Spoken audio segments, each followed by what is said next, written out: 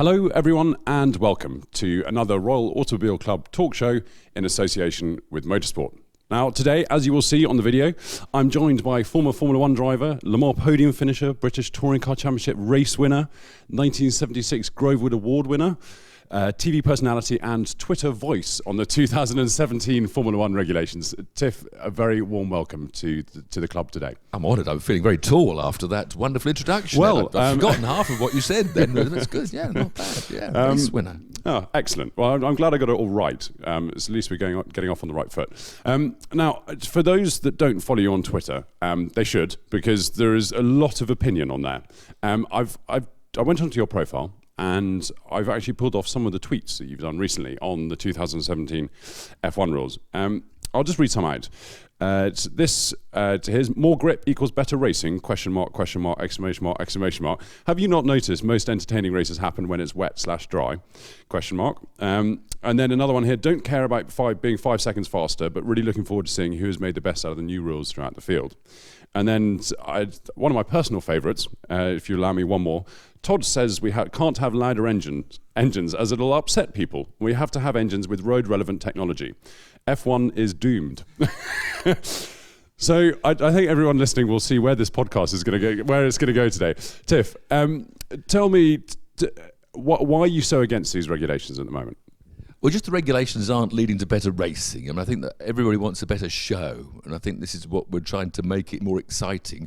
And I think most people that reply to my tweets, apart from the ones that say I'm moaning too much, we want a driver's championship. We don't want a manufacturer's championship. I was talking about one of my other tweets is saying I should say when hybrids go to Le Mans, Formula E is electric, let's get just petrol turbos back into Formula 1 on its own. Because, the manufacturers are more important with these hybrid engines. So, we want racing engines that drivers can race for the whole length of the distance and tyres that they can race.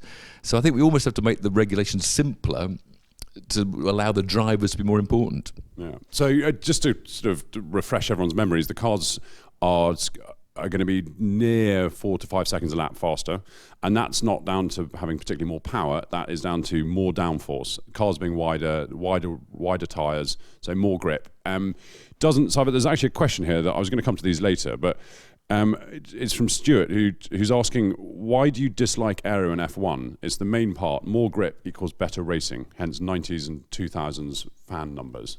I think you're going to disagree with that, aren't you? Well, that was the guy I tweeted back to, I think, when pointing out that all the really exciting, dramatic races we've had over the last 2 or 3 years have been when it's wet, dry. Full rain is a bit processional because they can't get so close. But those amazing races when someone's out on intermediates, someone's on slicks, it's when the grip goes down that it's entertaining. My rule of thumb was that a sport is only a success if when you watch one car go through a corner, you go, wow. Woodcote at South Africa tested this famous crested corner where almost every driver appeared on an armful of opposite lock, whether it's Jackie Stewart or Ronnie Peterson or Keke Rosberg. And you went, wow, when you saw that car go through a corner on its own. I remember amazingly back just 2 years ago watching GP2 qualifying at Monaco, and it was wet. And you saw these drivers manhandling these GP2 machines around Monaco and just watching one car going through Casino Square and struggling for grip and traction, the driver working away. It was fantastic. Now, he was probably driving 20 seconds a lap slower around Monaco than if he was in dry slicks. So I think, you want that entertainment. You want to see a driver working, and the more aero you stick on a car, the more it's glued into the track. And the laugh of it this year now, they've got so much aero, they're all going to run out of petrol. And they've given them an extra 7 litres. They're now going to run, 10% more full throttle each lap. They've got the extra drag. They've thought about this and given them more fuel. But I don't think, from what I've read, some people, it's not going to be enough. So we've now got these cars that can go 5 seconds a lap faster, but will now have to lift off because they're all going to run out of fuel. I think you used hashtag fuel saving mode. Yes, that's what, yes. So I want to bring it back to where you can see the driver working, and I think that's where the aero has. I love the big wider tyres, more mechanical grip. I'm not an aerodynamicist, so I don't know about how to get more underflow, more the ground effect that I think people say. Let's have them have more ground effect and less aero that is so spoilt by cars following. But how do you uninvent decades of aerodynamic that's the invention? problem. That is the huge problem. I mean, a lot of people, that on Twitter, they want this, they think we should have a free rule book, but they don't think that sounds quite expensive. Yeah, expensive, and one person will come up with something that goes around corners completely on rails, and you'd have... everyone says we have to be at the forefront of science. As I often point out, so forefront of science surely includes ABS brakes and anti-skid and automatic braking, EBDs. So we've got these things on road cars, which we have already now banned from Formula One, because it's three things that have taken away driver input. So already we're no longer at the forefront of technology. We have to forget this being at the front of technology. That's the whole problem in the brains that a lot of people seem to think we have to chase. But Formula One should be the most technically advanced racing series. Not anymore. No, it's gone. No, we can't do that. It's because technology is so far ahead of us. My favourite tweet is just to say, so you want autonomous racing? Because that's where technology is going. So we follow that, do we? Yeah, I suppose the weakest link of a car is the driver, isn't it? Yes. If you. But so the way science and technology is going, we can now drive the cars without a driver. So that's why I say I've got to bring it back to a drivers' championship. That's why I say let's encourage manufacturers to go to Le Mans. If they want hybrid technology, they want to go ahead in technology. Let's encourage world sports cars to be that area. Because when you say who won Le Mans, you say Porsche, Audi, Ferrari. You don't say a driver's name. When you say who's the world champion, you say a driver's name in Formula One. Yeah.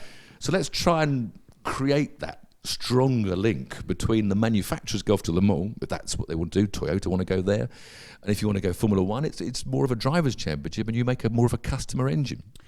Interesting. I think you made this point on Twitter that Honda is in IndyCar racing, and there isn't any hybrids, and they supply loads of engines. But there's no hybrid technology there, and they seem to be quite happy with it. Well, this was the big bluff that came along. The problem is that the teams, if you go back to the eras that we loved, it was all racing teams that then bought an engine, whether they were Tyrrell or Williams or BRM, who made their own engine, of course. But now, of course, it's the easiest money comes from manufacturer. This is where McLaren lost their manufacturer money, because sponsorship is so hard to find because the costs are so high. So the top teams now look for a manufacturer to be involved to pay their bills. They want the manufacturer's money. So we're all persuaded that, you can't get the manufacturer's money, i.e. Honda for McLaren, unless we use road car technology. So we're almost pushed into, we have to have the hybrid engines, otherwise Honda won't pay Ron Dennis's bills. And that was virtually why we had to have hybrids. Yes, I've said, Honda are quite happy in America to run spec petrol turbo racing engines. So it was a bit of a bluff. And so I think we've got to stop teams having this obsession with using manufacturers' money and doing what manufacturers tell us to do. Yeah. I mean, I guess that comes back to actually how the sport is run as well, and having the teams... Well, Todd, as I said, that Todd tweet, he wants the manufacturers involved, he wants them to pay the bills, but I think that is almost causing us the problem, manufacturers paying the bills. Yeah. Okay, so I'm going to put you on the spot here, and Tiff is suddenly in charge of Formula One. You're making the decisions for upcoming rules. Let's break it down to engines. What kind of engines do you want to see in Formula One? I think you can be fairly free. I mean, it has to be just petrol. I think turbos are obviously the way to go, because that's a little bit of road car technology, because everything's got a turbo now. Turbocharged petrol. Have whatever cylinder you want. I think there will be a petrol limit. I mean, obviously be generous in your fuel consumption, so they're not all struggling. But I think there's only one way to rule is you've got so much fuel. And so maybe some people will still run out of fuel. That is embarrassing, but that would be an accepted part of the sport. But the problem now is that they're not even filling the cars up in Formula One, because they've worked out the quickest way to go from A to B is to start with less fuel but run less throttles. I mean, so I'd actually make people fill the tanks up. So you'd have to put... it's a good idea. You have to put it in. Yeah, you have to put the fuel in. So then you'll start with the same weight. I'd maybe give them regulation front and rear wings. So these are the front and rear wings. I'd give them all the same brakes, because braking technology has gone too far. I'd have less efficient brakes, that need longer braking distances, because they're just not as good at brakes. But then let them be free with the sort of virtually the rest of the car. So give them front and rear wings, same brakes, maybe a petrol engine and a fuel capacity, and then be fairly free. So are you a fan of the idea of a budget cap? Well, I think budget caps should be if we made the rules different, because the second thing is to cut out all that communication from car to Oxford from Japan. I mean, it's just ridiculous. With people say we haven't got the budget to race, and then they show these films of 10 engineers looking at a screen in the garage in Japan, and 10 engineers looking at a screen in the back of the office in. So I mean, just all that computer, the money they spend just to have all that technology going around the world is mind blowing. So I think you could come up with some rules that stop them spending too much. But I think a budget cap itself is almost impossible to police, isn't it? I think. Yeah, I mean, I think especially for companies like Ferrari, do you have various different. Well, I mean, of course, they'd have more money from the Liberty. Hopefully, the smaller teams would have more money. But I think, but the teams would spend the money. However, if say Tiff now in charge of Formula One, you've said you're not allowed this the pit to car communication bar some warnings, some basics.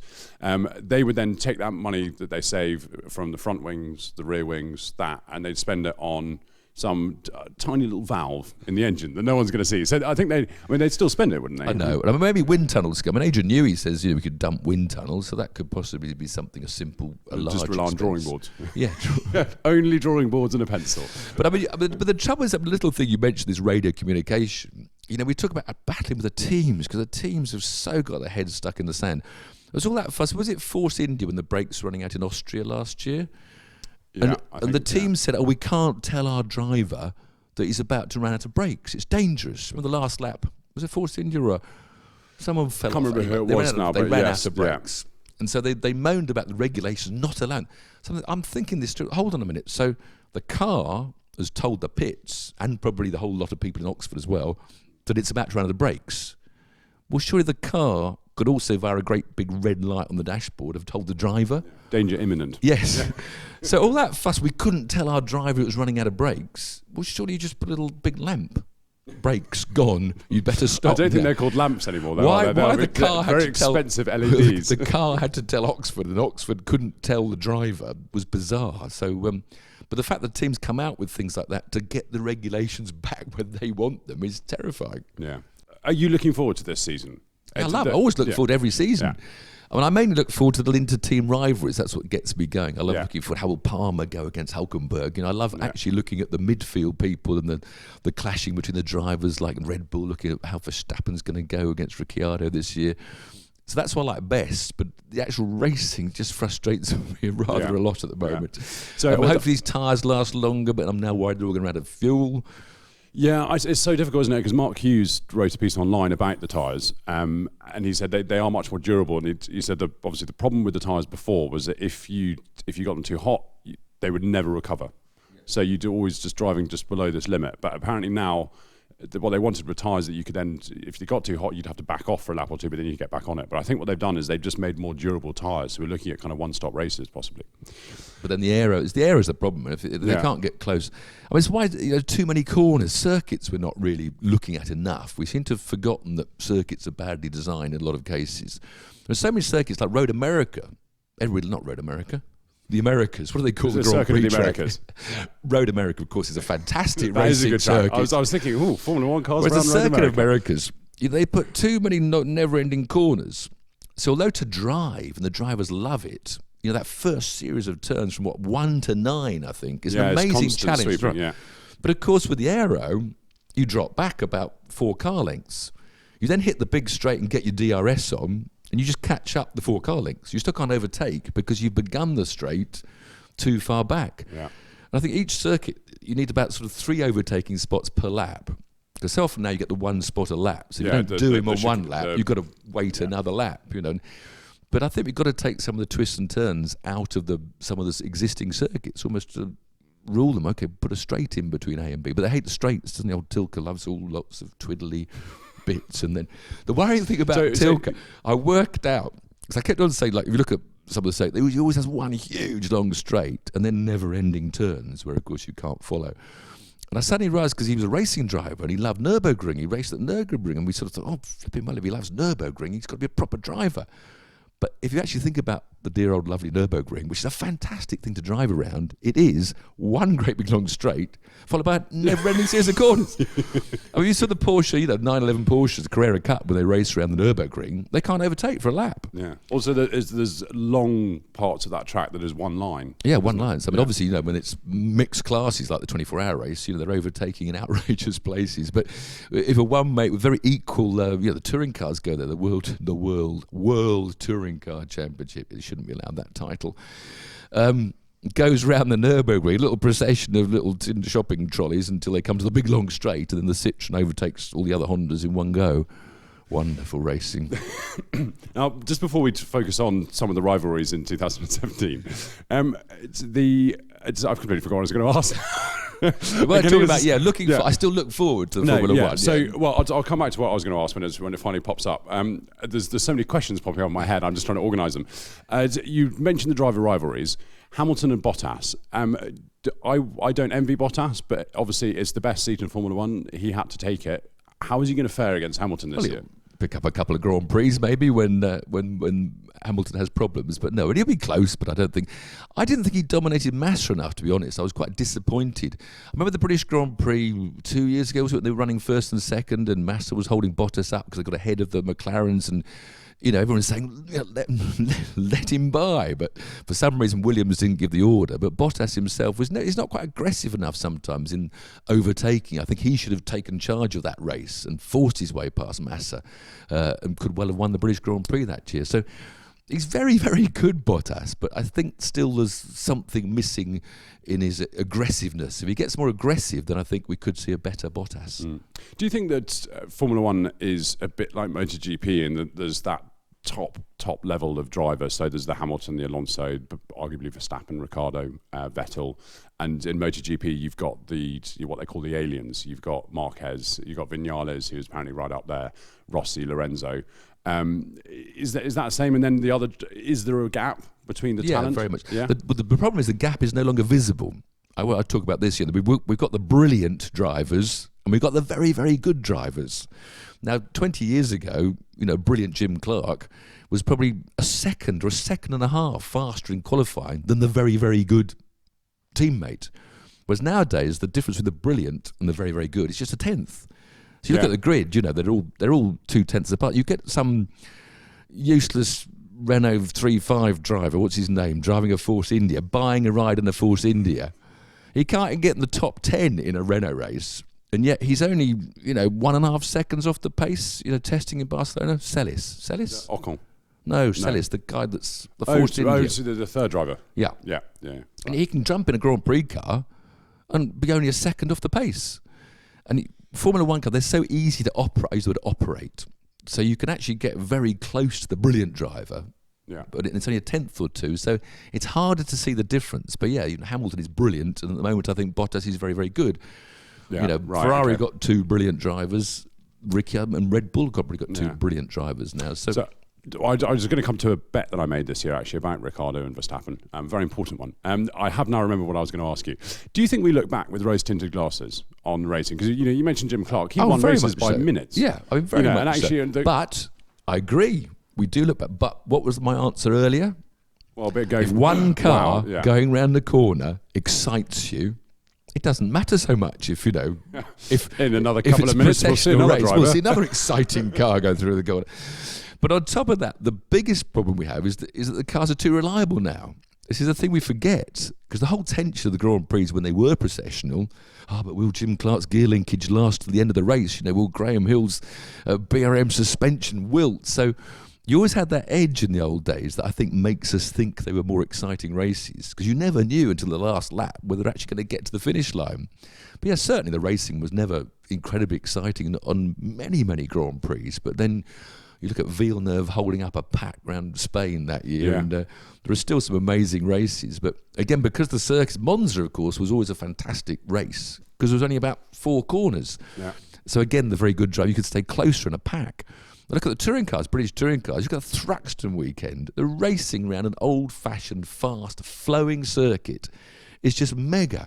You look at something like a more complicated circuit, and they're all spread apart because there's so many corners that, of course, the field spreads. So simplify the circuits have less corners almost to keep the pack together. I'd have shorter laps as well for spectators. Yeah. Shorter laps, more laps. Spectators see the cars go by more often. The field doesn't get spread apart. But yeah, we do look at rose-tinted glasses. But as I said, as long as the car looks exciting, as long as the car looks good, sound, smells, you know, you can see the driver working through the corner. You're excited watching him. Yeah. Okay, so there's this Ricciardo Verstappen bet. Every year I have a bet with our art editor at Motorsport, and it basically I bet him in 2008 that Honda would win the 2009 World Championship, and he didn't pay up because he argued that it wasn't called Honda, it was called Brawn. So since then, we've actually had to write a contract, which has now spread 2 pages because of us. I once paid him in 1p coins. It's a £10 bet every year, and I paid him 1p coins. So this year, I bet him that I think Verstappen is going to finish ahead of Ricciardo, and he's bet me the opposite. What do you think? Oh, I don't know. I'll be right on the fence with that. I've no idea. I mean, they're so equal. It'll just depend on the luck of the draw. And the fact that Verstappen won a Grand Prix that Ricciardo should have won, you know, and Ricciardo lost at Monaco and he should have won. A lot of twists and takes. They will be all over each other the whole year. Yeah. And I'd put them both at evens, to be honest. Yeah, they're going to be so close. It'll be the luck of a weekend that will ruin your bet. Excellent. Verstappen is quite special, isn't he?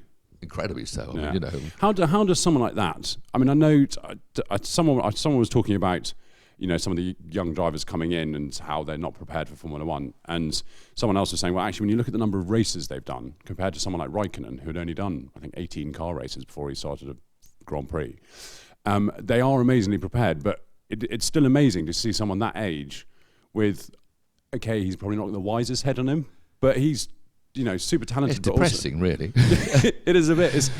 I still always, I get upset on Twitter, I was carp on about, I still want those youngsters to have to do GP2. Formula 2. Yes, Formula brand new, 2. rebranded. And I think it's a shame to the public that this kid that only did 1 season of Formula 3 can be fast in a Grand Prix car. It's getting that image, that what I'm saying, that the cars should be tough to drive and should look tough to drive. And I think if you look from the outside of, well, a 17-year-old can jump in, it's got to be easy. You know, instead of a gruff, hard, Alan Jones, driving a Formula 1 car, looked like it was hard work. And so, I'd love it. I mean, everybody says, oh, yeah, but, Raikkonen jumped through and Button jumped through. Well, yes, they did jump through.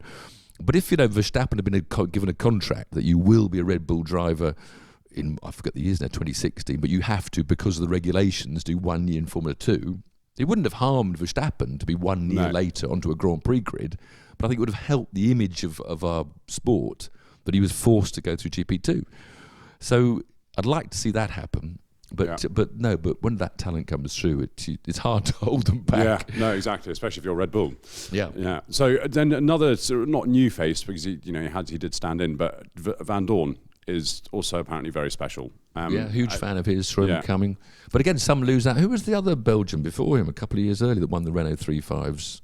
I thought looked good, but he didn't make it through. I've forgotten the name now. You're testing me. Anyway. But yes, it's great that he's made it through, because he was one that should come through, My favourite idea of the FIA is to buy the second seat, it was Manor now, but there's no Manor anymore, of Sauber. Right. And the GP2 champion gets the second seat offered. So you'd have a guarantee. So who pays for that? The FIA. The FIA's got stonking loads of money. They had 100 million or whatever from McLaren, didn't they, a few years back? But if the FIA bought the second seat in Sauber for the next 5 years or whatever, next 3 or 4 years, your GP, he can turn it down, obviously, if he's signed up to Ferrari or someone else. Yeah.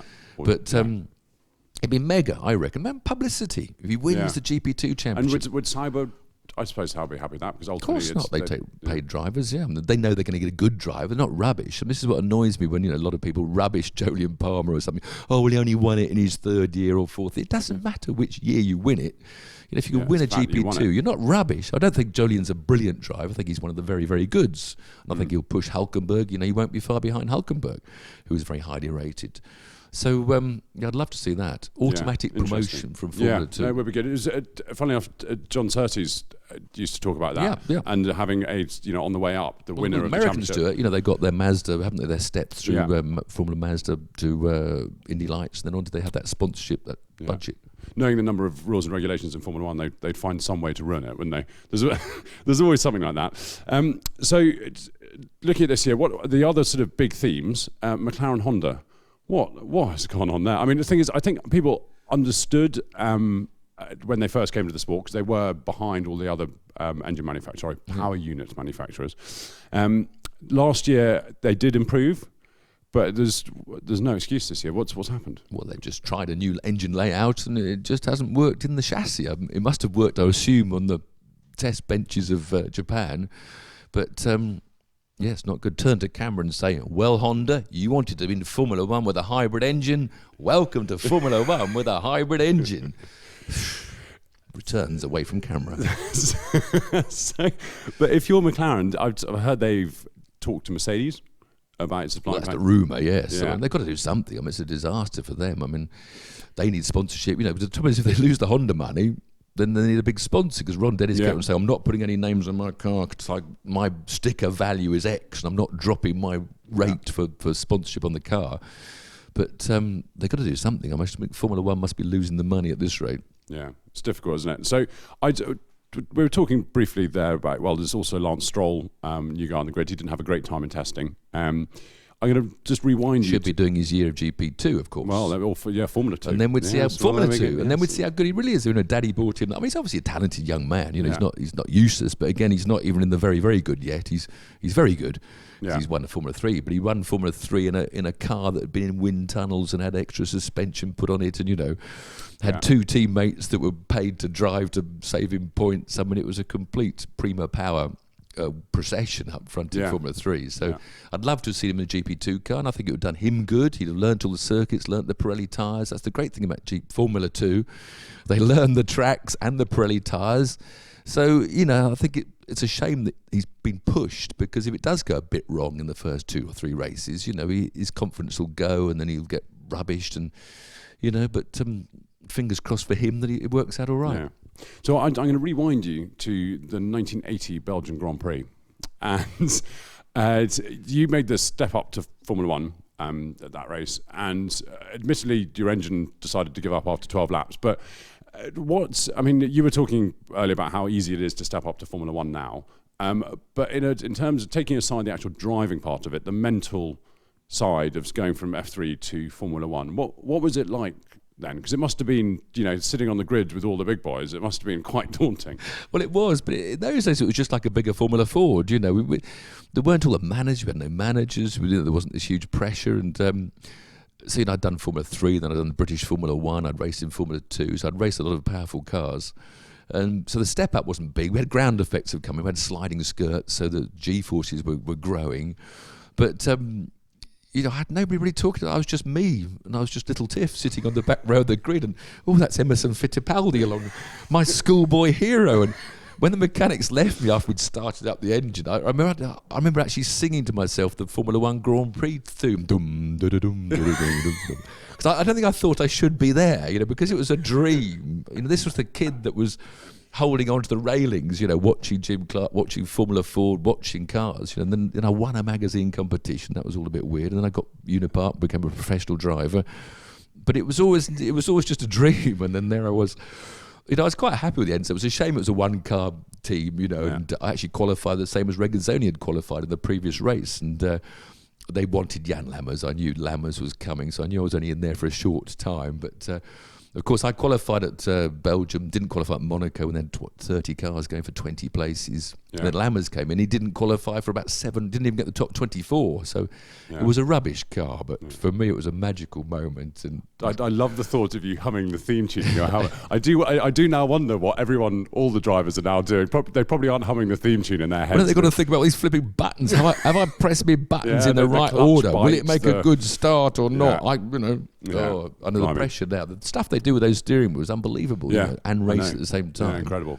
And I chatted to Lena Gage, who's former Audi, now Bentley race engineer, and hearing from her the amount that they put through their software in terms of race strategy, it's incredible. I mean, amazing the amount of detail and all that kind of stuff. And that's that power steering away from them. That'll stop them pressing little buttons on their little steering wheels.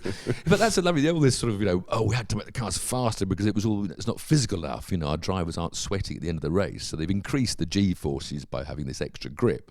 They're pretending that's going to wear out the drivers. Well, it might a little bit, but you really want to wear the drivers out. Just take away their power steering. Simplest cure. If you want drivers to have to work hard, Boy, are you watching IndyCar? They'll all look like Johnny Bravo by the end of the season, won't they? Sort of to try and They give won't a be able shit. to fiddle around in their little steering wheel if they have to hang on to it for dear life. I'm just coming back before we go on to readers' questions.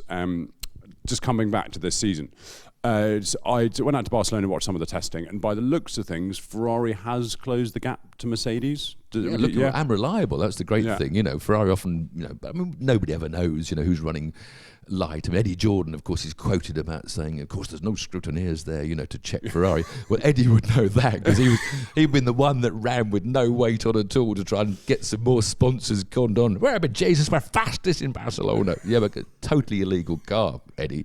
But he's accusing Ferrari of doing the same thing, which I don't think so much Ferrari would. I think it's not like they need the sponsors. No, the sponsors. You can imagine down the field a Jordan of the old Sauber of today running a quick car to get some sponsors. But I think it's quite genuine speed by Ferrari. They did a lot of laps. Yeah. But McLaren, they all say they didn't have a very fancy sort of bits and pieces on the car. More bits to come, maybe. So I still think not McLaren, Mercedes. Yeah. I still say Mercedes and McLaren in one word, and it's a long time ago now, isn't it? But I think it might soon be again. So I wouldn't worry. I wouldn't try and stop it because you might just get away with that one. I think Mercedes are going to be just about on top. But it's great that Raikkonen's come back to form. He seemed to be a bit more inspired last year, and I think I'm really excited about what happens. I think the Ferraris will be side by side. Hamilton will be slightly ahead of Bottas. Then you've got the two Red Bulls right in there, up their exhaust pipes. So qualifying, I can't wait. Yeah, I mean, from a driver's perspective, do you think Hamilton would have been annoyed that Rosberg retired at the end of the last season, so he couldn't get his own back this season? Knowing Lewis, he probably would be upset. Yeah. Because he'd like to get his revenge, wouldn't he? Yeah, exactly. I am the fastest driver in this team, and I will prove it by kicking your butt this year. Someone did say it seems to me that he likes to win the championship with not minimal effort. That makes it sound bad, but minimal effort, most drama. Yeah, it likes a bit of drama at the end, doesn't it? So it's good stuff. I mean, I love Lewis. I mean, it's funny about Lewis. So many sort of diehard fans, gone off him because of all his rapping and tattoos and bulldogs and stuff. They all moan when Grand Prix drivers haven't got a character. I think it's great. I know. Then all of a sudden we get a character, but they don't like the character, so they moan out. I think it's fantastic. Lewis is doing what he does. Yeah. But you look back at, I think there's a photo of Ronnie Peterson on a podium somewhere in a sort of a knee-length fur coat. It's been in Formula One. So I just before we go on to the readers' questions, the back of the grid teams. You mentioned Sauber. Obviously, you had your experience with Ensign. What's Sauber doing now? What are they hoping to achieve? Just being there, survival, I suppose. I mean, again, it's a shame now we're down to only 20 cars, and I like the old pre-qualifying days, and we used to have to turn up, only 30 cars, only 20 got on the grid, and it was great for publicity. And I forgot what it was now, I think in my year, in 1980, something like 42 drivers turned up to try and race a Grand Prix car during that season. 42 drivers.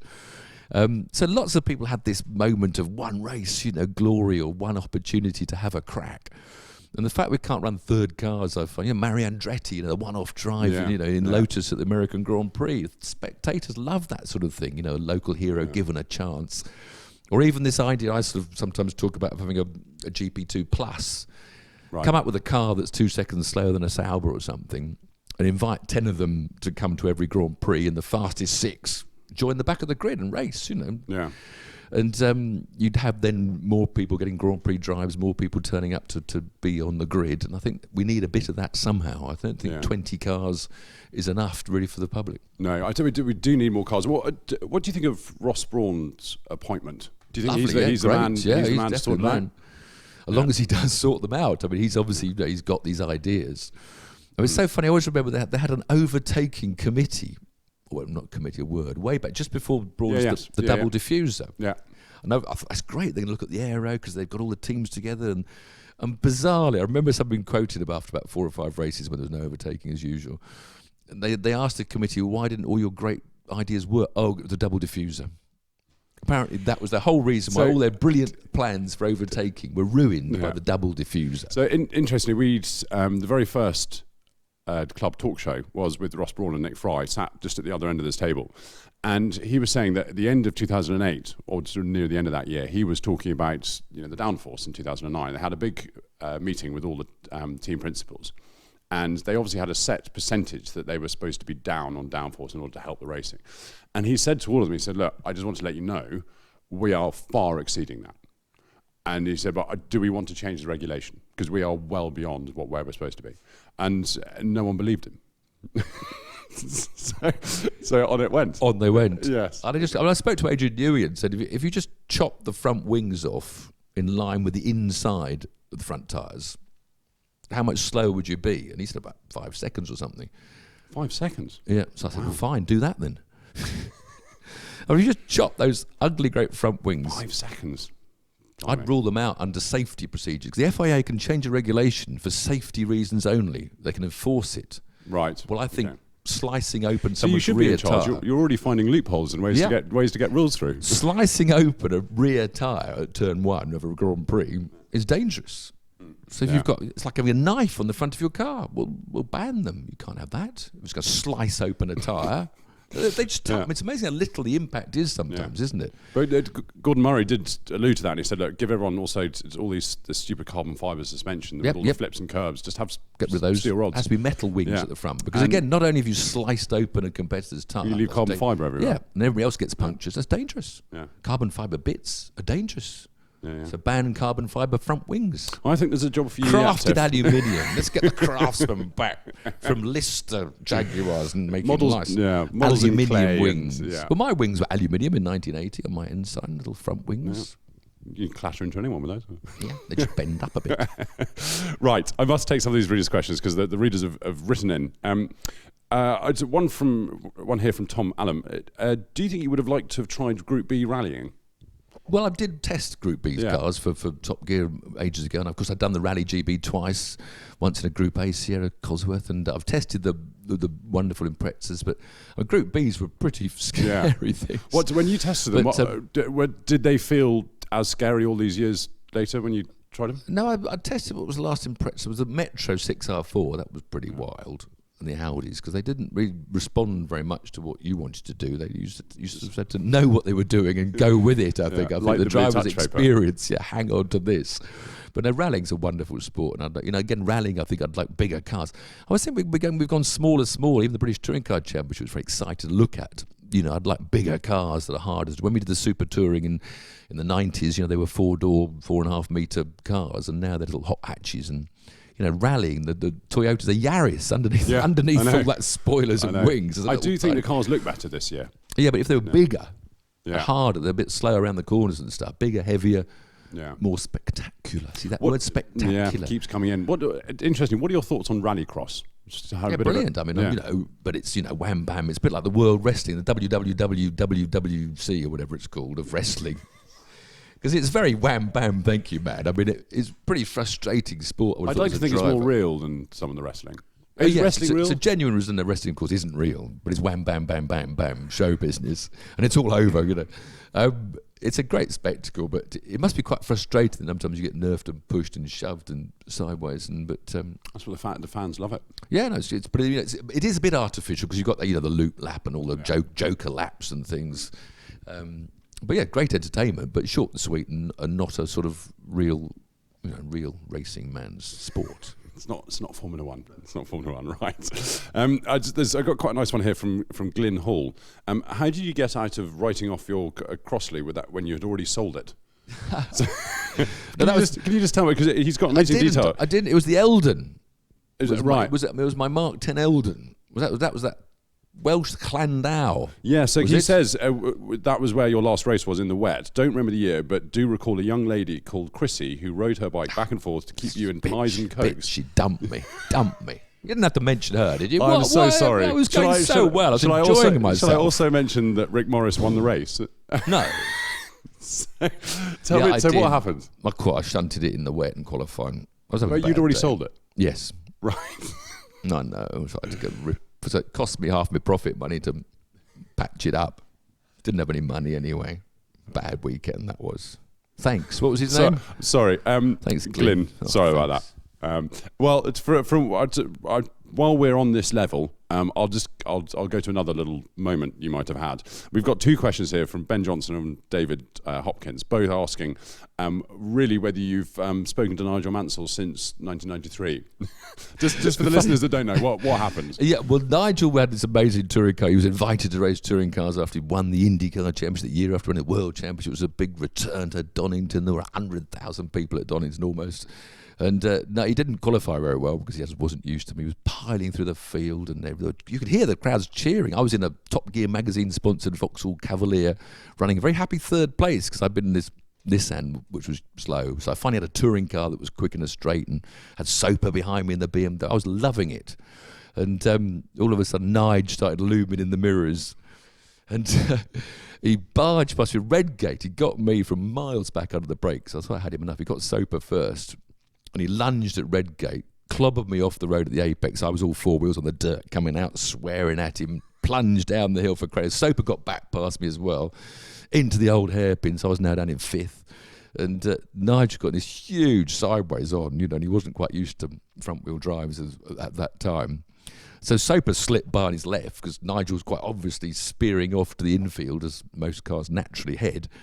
But somehow he managed to get enough opposite lock on for it to bite. And just as I was about to go follow Soper through to the left, it spat him left. And he was just then trying to get a lock on the other way, as you can see on the onboard. And of course, he came right into my path. I braked and tried to miss him, but I didn't. I clobbered him. And so he went sharp left into the bridge parapet and had a small accident. But people would accuse you of trying to kill Nigel Mansell. And I was just trying to win. I think it was a £12,000 prize. I'd never been in a competitive touring car. It was £12,000 to win. I was in third place before he clattered me. He was probably paid £100,000 just to turn up. And all the time he's moaning about me ruining his race. He's never yet apologised to me, have you, Nigel, about ruining my race and my chance to win £12,000. You know how much that was to me? Hey? He did go to hospital, didn't he? But I say that only because it was. But it was a big shunt, but it wasn't my fault. That's the point. No. So, but Alan Gow, we did a podcast with him in December last year, and he did say it was one of the great. You couldn't have written the story in terms of the next day's papers. It couldn't have been any better. But funny enough, he was at the London Motor Show. I'm the president. Come to the London Motor Show. Come to the London Motor Show. I got to look at camera for these corporates. London Motor Show, early May. But Nigel came last. We had a great interview. He's a great. His stories are wonderful when you interview him. But of course, then I had to open to questions from the public, and I was dreading someone asking just that question. Just that. And by some incredible bit of luck, nobody asked a question about Donington. But Nigel, he's a fantastic. He's a great hero, but he just has these moments when he blames everybody else for things that go wrong, which are his problem. But he's been a fantastic racing driver for Britain. Always gave 100%. Yeah. Right. Well, having brought you down. What was the question? I forgot what the question. The question was whether he's spoken to you since then. No, we've never brought that up. But you never. So you never talked about the actual accident. No. Really? No. Don't upset him. Don't upset him. Right. Okay. Right. Well, at least you're on speaking terms. Yeah, that's good. Now, having taken you down to sort of the accidents and the bumps and crashes, let's bring you. I don't have to read out your intro again, do you? Just to pull you back up again. I'll take another reader's questions here. We covered the one from Stuart. I'd like this one from Clark Duffy. Do you think you would have preferred any other time period to be a racing driver? Maybe in F1 before Slicks and Wings, or racing at Le Mans Group 5 cars, etc. And then there's another part to this. Do you think there's any car or series you'd like to have raced professionally after you retired from top flight motorsport? Ooh. So it's sort of a two-pronged Basically, question. I'd like to have been David Hobbs and Brian Redman and Derek Bell. I think they just magnificent careers, I mean, Jim Clark was a big hero, or Jackie Stewart, or, Emerson Fittipaldi in the mainstream. But I think actually the sort of life I've enjoyed most is the fact that I've been a sort of wandering, have helmet wheel travel racing driver. I've raced in Japan and America, and raced in Macau and Kuala Lumpur and places. And I love doing all that variety of racing. And I think the sort of racing that Redman and Hobbs did, Hobbs did NASCAR and Le Mans and Formula One and Formula 5000. And they raced in some great tracks on some fantastic cars. But of course, they all survived. Obviously, there is the negative side of saying I'd love to have been in that era, but you look at Pedro Rodriguez and Joe Siffert, dying in sports cars and stuff. Well, Siffert, of course, was Formula One. But I think they had a fantastic blide, but still have, wandering around the world, and they're lovely characters. Yeah, and amazing stories. And just racing, I think it's the circuits I miss, because when I went to Le Mans, I loved the fact that I was racing on the same circuit that my heroes raced around, exactly the same track, apart from the bits and bobs here and there. And Goodwood, I go back to Goodwood, I'm racing on the same track. And so I love the big old circuits and racing where heroes would race. Whereas you go to some of I've got my little Formula Ford now, which I race a couple of times a year. Yeah. Oh, right. But I don't want to race it at the Silverstone National Circuit or even the Brands Short Circuit, which they've chopped up a bit. I only want to race at the lovely circuits. Yeah.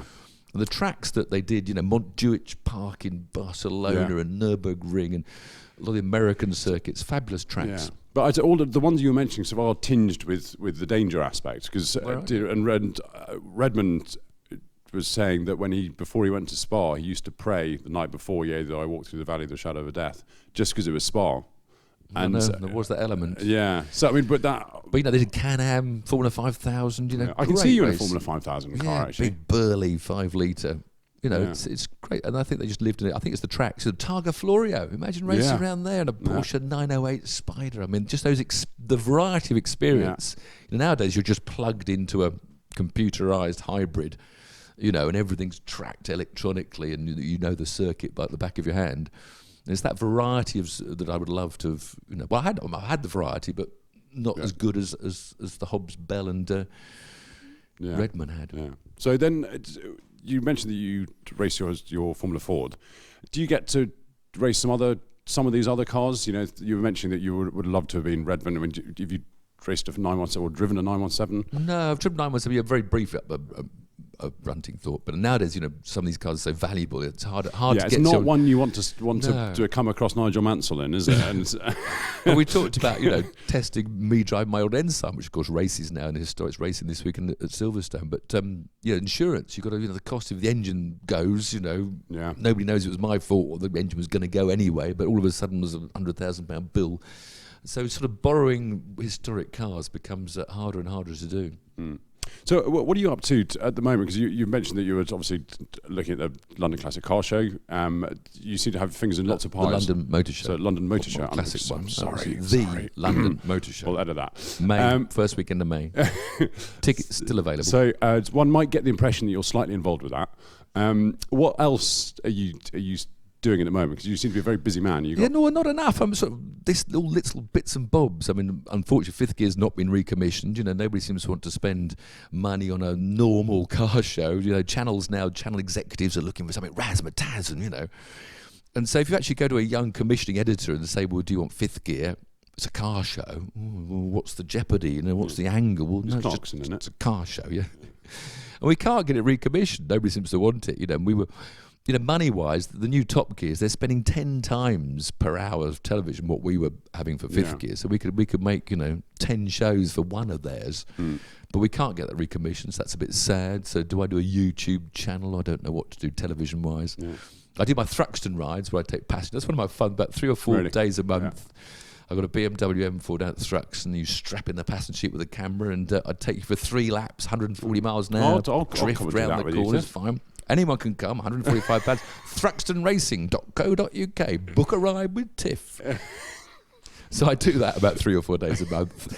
And, do afternoon speaking, awards, presentations, race middle car, charity golf. Love playing golf, but don't play enough. Yeah, I love golf. Need to play. In fact, I had a great weekend. My 3 sports, I did 3 days on the trot because I love golf. I saw it. My own triathlon. I did a variety club golf at the Berkshire. Then raced at Goodwood on the Saturday, and then went to watch Southampton Football Club, unfortunately get beaten at Spurs on the Sunday. So I'm now very involved in 3 sports I'm fanatical about. Well, it's talking about doing lots of different disciplines. There you go. Yeah, you've carried on. Right, now before we finish... In fact, talk about football, just to do the analogy with Formula 1 racing, right? So I wasn't a big football fan, but 10 years ago, my boys were sort of 10 and 8. They said, we want to go to a football match, Dad. So, flipping hell. So I got some tickets for Southampton, which is near to us. But the first time I walked down to the ground with my 2 sons in their bright new red and white scarves, I thought, well, this is what Dad should do. So we got involved. Once you get involved with a Slippery club, slope. I know. It's like following NASCAR. You've got to follow a car, a number. When you get involved with a team, your sport becomes more interesting. So now we're season ticket holders. We go regularly. But in the 90 minutes of a football game, I'm angry. I'm proud. I'm happy. I'm cheering. I'm on my feet. I'm sitting down again. The emotions are flowing. I have 90 minutes when I'm involved. And then I go home, watch a Formula One race, and I think, well, fast forward, when's the end coming, you know. And it is, you've got to get it more involved, more exciting, so you're gripped a bit more. Things aren't so obvious. But is that not something for touring cars? Because ultimately, Formula One cars, you're never going to have the kind of racing you have in the British Touring Car Championship. Make it better. No, it's not as good. I mean, again, I watched the whole television. I watched the whole afternoon of touring cars on telly. It's fantastic entertainment. The variety's there. You know, we go to a Grand Prix now, we need the support races coming. I see Australia's actually got a GT3 race, you know, 30, fantastic for the crowd. 32 Ferraris, Lamborghinis, Aston Martins. We've got to bring more support races back. Formula One, little things like the pit stop was ridiculous. His obsession with 12 people. You can't see a pit stop happening. And then this ridiculous thing. 1.92 seconds. I know, well, that's just not entertaining, is it? It's a scientific brilliance. And then they've only got one box per car. I still don't know whether it's logistics for manpower. So when you get these two people queuing, when you see a Formula One car queuing for a pit stop, you really want to shoot everybody. So have only 6 people per pit stop allowed, and have each car have a box of its own, so they can both come in for tyre changes on the same lap. I think we have things in Formula One that I think to the average person viewing, I don't think we're learning ridiculous. anything from doing a pit stop in 2 seconds. Exactly. Yeah. Whereas I love NASCAR. I see a man with a trolley jack running around to the other side, and that's obviously a bit over the top. Yeah. I mean, my Formula One is halfway between Formula One now and IndyCar NASCAR. I think we've got to come get some of the show that the Americans use. Maybe not the regulations as tight, but we've got to bring some show in. Yeah. Right, so we are sadly running out of time, but I have got some questions. We asked Tom Christensen before, and we're going to try and ask every guest. I got Tom Christensen. Last lap of Goodwood. It made my whole weekend. We were both in Rovers, and I caught Tom Christensen's up, and he'd held me off for a lap. And on the last lap going into Woodcote, he blocked me on the inside, but just in between the two, he just moved to the left, and I was down. It made my whole weekend. I got Tom Christensen in a Rover on the last lap. I love you, Tom. It's great that the passion still burns so brightly, and the competition as well. Always. Yeah. Okay, so Tiff, you've got one car, one track. What are you going to take where? Ooh. Goes back, I presume, probably to my favourite single-seater car, which was a Tolman, actually, when I was having my one-off race at Hockenheim, a March 782 BMW. So that was just before Ground Effect arrived. Beautiful sliding driving car. And I'd probably take it to the Brands Hatch Grand Prix circuit, stay at home. Really? But Brands Grand Prix is beautiful. It still is, apart from a couple of corners that have been truncated. Westfield was ruined. Or which one's Hawthorne, Westfield? I never always get the two mixed up. But lovely track. Yeah. I'm actually racing there this year. In an MGB. Well, I say racing. I'm going to drive around it. So, but it is a great track. It is really good fun. Right, who inspired you the most during? Jim Clark. Jim Clark in his Formula One car. Jim Clark in his Lotus 30. Jim Clark in his Cortina. On the fence, then. Jim Clark rallying. Jim Clark in NASCAR. Jim Clark at Indy. Jim Clark walking down the pavement. He was brilliant at walking. He was just a gentleman driver, and the natural talent he had was just supreme. And he did all the different races, and fantastic, brilliant. His record is quite unbelievable when you look at it. It was basically either he didn't finish or he won. Just amazing. What he would have managed if he was in a car that didn't. And he didn't drive into people. See, everyone says Senna and Schumacher, but sadly, both Senna and Schumacher were flawed geniuses. They both drove into cars deliberately at one time or another in their career. And to me, that straight away knocks them off the top. Like really? Clark driving into another car deliberately. Does anyone come close to Clark in your Hall of Fame? Well, Stewart was pretty close. Moss, yeah, but he never. Didn't get the career that he deserved. It was always a shame. Yeah, Moss for natural talent was Clark. I think Moss and Clark for natural talent were at the top. Yeah. Fangio, when you go back, it's always hard to compare cars, but obviously Clark was my era as a spectator. Yeah. Right, okay, last couple of questions. Was there a specific moment in your life when you realised motor racing was going to be your life and be a career? Yes. When I first crawled up the bank at Goodwood, aged 3, and got to the top of the bank that's still there, exit the chicane, and peered over the top and saw these noisy, smelly cars coming out, these heroes wrestling them through the chicane. I thought, I'm going to be a racing driver. Never thought I would be, but no, that was Dad was a Brooklands fan. He used to go to Brooklands before the war and actually did a couple of auto tests at Brooklands. So he took us racing to spectate. You know, we clung to the fences of Woodcote.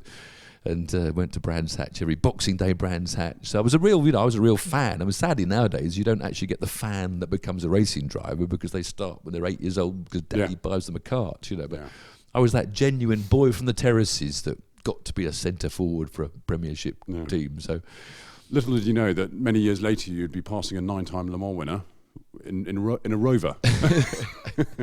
Who would have thought? Right, the final question. If you weren't involved in racing, what would you have done? I've been a civil engineer because that's what I ended up. I went to university, did a 5-year sandwich degree course. So retired when I got that Unipart Formula 3 drive. So my entire Formula Ford career, I was a civil engineer 5 days a week, a mechanic on my own, my little garage 5 nights a week. Then the weekend, I was the sponsor, the van driver, the racing driver, the mechanic. And I spent 5 years as a sort of nomadic racing weekend driver. Yeah. So civil engineer. I enjoyed it. It was a good job. Yeah.